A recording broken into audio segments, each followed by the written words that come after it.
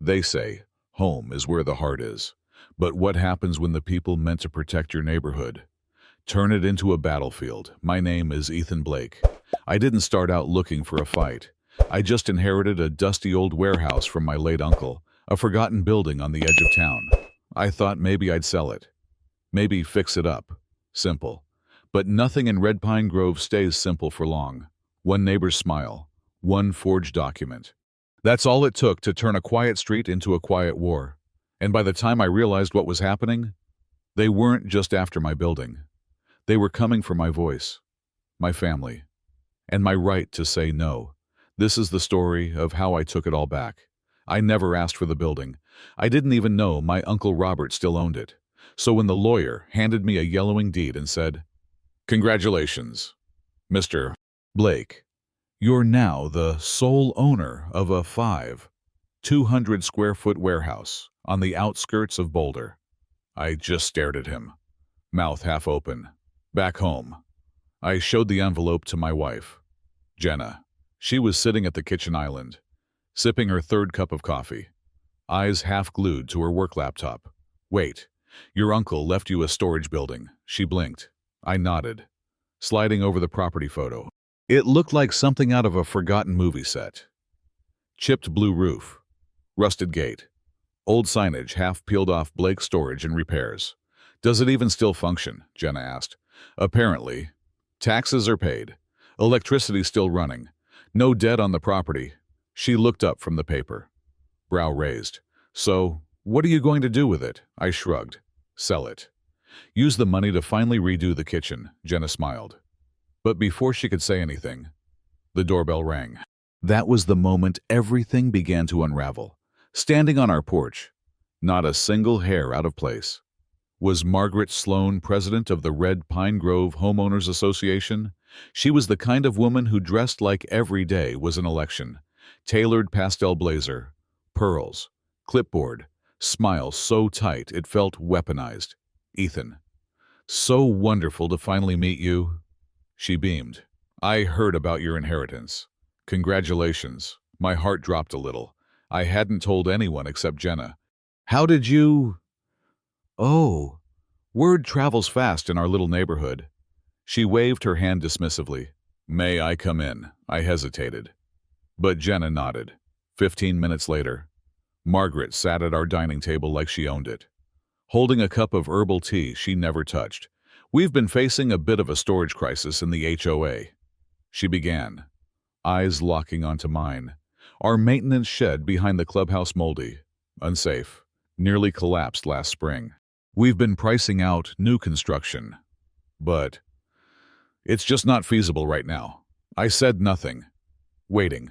"That's why your building is just perfect," she continued. I blinked. "My building?" "Yes, it's so close to the neighborhood. Would you consider letting us use just one small section? Just temporarily. We only need a little space for gardening tools, folding chairs, and maybe the holiday decorations." Jenna shot me a sideways look. It felt convenient. Too convenient. "I haven't even been inside it yet," I said carefully. "But maybe one unit." Margaret lit up. "Wonderful. Just 3 months. No fuss. I'll have our HOA legal chair. Victor, drop off a draft agreement tomorrow. You're really doing the neighborhood a kindness." She stood, already heading toward the door, her heels echoing on our hardwood floor. 2 days later, I drove out to the building. I expected dust, maybe some forgotten tools. I did not expect a line of SUVs and pickup trucks already parked outside, with people unloading couches, file boxes, even a dusty canoe. I hit the brakes so hard my coffee spilled all over the dashboard. As I stepped out, stunned, I saw Margaret in the middle of it all, clipboard in hand, directing people like she was hosting a parade. "Margaret," I called. "What the hell is going on?" She turned, radiant. "Ethan, isn't this incredible? Everyone's just so grateful. We held an emergency meeting and decided to expand the usage. This helps so many families." "No, no." I shook my head. "That wasn't the deal. I said one unit. You never even brought me the agreement." "Oh, don't worry," she said sweetly. Digging into her tote bag, we passed an emergency HOA amendment bylaw. 48. 1. Since the property now qualifies as a common use asset, and because you offered it voluntarily, it falls under shared community access. My hands went cold. You can't just make up laws to steal my property. Margaret's smile dropped a fraction of an inch. Just enough. Actually, the property's eastern corner falls within the expanded HOA jurisdiction line, and as you signed this, she handed me a document with my name on it. We've already recorded it as a community facility. My signature stared back at me. Only problem was I'd never signed that form. Not ever. I spent that night staring at the forged document under a desk lamp, searching for any hint of truth. The signature was close, too close. Same slant, same looping B in Blake. But I knew my hand hadn't touched that page. Could she really forge a signature, Jenna asked, pacing behind me. Is that even legal? No. But proving it's fake is the hard part. I muttered. We called a lawyer the next morning. He glanced at the bylaw amendment and shook his head before we finished our coffee. HOAs are tricky, he said. They play dirty. And they have money. If they filed this under the assumption of community use and you can't immediately prove fraud, they'll bury you in litigation. You'll spend thousands before the judge even sees it. So that was the trap. Margaret hadn't just taken my building. She'd constructed a minefield around it carefully, quietly, and with just enough plausible deniability. By the end of the week, things got worse. I showed up at the warehouse to find new padlocks on every unit, locks I didn't own keys to. My uncle's old office had been transformed into a volunteer center, where HOA members sat organizing sign-up sheets and color-coded bin schedules. "Excuse me," I said, trying to keep my voice calm. "Who authorized the lock change?" A woman I barely knew, wearing a red Pine Grove hoodie, replied, "Security measure. Someone reported suspicious activity last night. This is my building."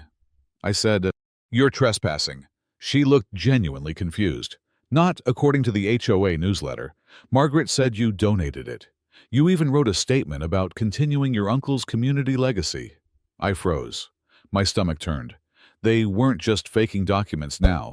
They were rewriting my intentions. That night, someone dragged our trash cans to the front lawn, tipped them over, and taped a $75 HOA violation to the front door. Improper trash receptacle placement. The next day, non-compliant porch lighting, $120. Then, unauthorized lawn ornament, ceramic turtle, $90. Yes, the turtle my daughter made in 3rd grade. Jenna snapped. "They're trying to push us out."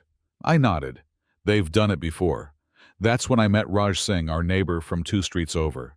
He'd been quiet for years, polite at mailboxes and barbecues. But when I ran into him at the coffee shop, he leaned in and whispered they did the same thing to the Garcias. HOA said their home addition violated setback rules. It didn't. But by the time they finished fighting fines and reapplying for permits, they sold and left. I told him about the forged document, the bogus newsletter, the new locks. His face darkened. "You're not the first, Ethan, but maybe you can be the last." That night, Jenna and I sat in silence at the dinner table. The smell of garlic bread hung in the air, untouched. Our daughter, Maddie, sat in her pajamas, fingers picking at her pasta. "Why did they take your building?" "Dad," she asked softly. I looked at her, then at the empty seat where I knew Uncle Robert used to sit years ago, on the rare nights he'd join us, because they think no one will stop them. I said, Maddie blinked. "But you will, right?" I hesitated. Then I nodded. "Yeah, kiddo, I will." Later that night, I opened the dusty filing cabinet in the garage, the one we hadn't touched since the funeral. Inside were 2 old boxes marked R. Bam Mehebi. Property. Inside, those survey maps, receipts, county letters about an underground oil tank, and a sketch. In my uncle's shaky handwriting, tank depth equals Xanja 3 notify county before removal. I sat back in my chair. That was it. That was the piece they didn't want anyone to see. They didn't want my warehouse. They wanted to bury a secret. I used to think people only rallied when something directly affected them. I was wrong. They just need proof. The night we rolled the projector into the Red Pine Grove Community Center, I felt like I was walking into enemy territory. Margaret was already there, standing under the chandelier she'd personally approved last year with HOA funds no one ever voted on. She smiled when she saw me, like nothing had happened. I smiled back. So did Raj, wheeling in a battered metal cart stacked with manila folders and a portable screen. Behind us came Zara Kim, holding a USB drive like it was a grenade. Margaret tapped her gavel. At precisely 7. Let's begin tonight's HOA general meeting. First, we'd like to acknowledge the generous donation of the Blake storage facility to the I never donated it. I interrupted. Her smile froze, a flicker of panic behind her eyes. I'd like to make a presentation, I said, stepping forward, about the building and the lies surrounding it. She tried to wave it off. We're following the agenda, actually, Raj said from the back. Section 3. One of the HOA bylaws allows any homeowner to petition for time during open session. He's petitioning. I second. The room murmured. People leaned in. Margaret sat down, jaw clenched. I plugged in the USB. The screen lit up with night vision footage from inside the warehouse. The resolution wasn't perfect, but it didn't need to be. There she was, Margaret Sloan, slipping through the back entrance at 11:47 p.m. There was her husband, Victor, hauling in boxes labeled HOA Financials. And there was her voice. If the county finds that old tank under the foundation, we're screwed. We'll blame the old board. Ethan will never know. Gasps filled the room, but I wasn't done. I passed out the Paxted's copies of altered invoices, shell companies linked to Victor's cousin, exaggerated consulting fees, and even the $48,000 quote to build a new HOA storage unit, dated 2 days before they ever approached me. Then came the real bombshell. A letter from the county environmental office, confirming that an investigation had been launched into the buried fuel tank, and that the HOA had been previously warned twice to disclose any such risk. They hadn't, because they thought they could bury it. Along with me, I have a question. Someone called out from the back. It was Karen Winters, longtime Margaret loyalist. Her voice unsteady. What else have they lied about? Another voice. What happened to the $20,000 we raised for the new playground? Then why is our HOA fee going up every year while the park still has broken swings? It snowballed. People stood up, shouted, demanded answers, demanded resignations. Margaret tried to regain control, banging the gavel. This is slander. You're twisting everything, not slander, I said, holding up a letter from my attorney. Just evidence. And more is going to the county prosecutor in the morning. Then I stepped aside. Sheriff Delgado walked through the double doors, nodded at me, and headed straight for Margaret and Victor. 2 uniformed officers flanked him. They didn't scream. They didn't run. But as they were escorted out, Margaret turned to me and whispered, "You have no idea what you've started." "No," I said, "but I know how it ends." The following week was quiet, almost too quiet. No more violations on my mailbox. No surprise visits.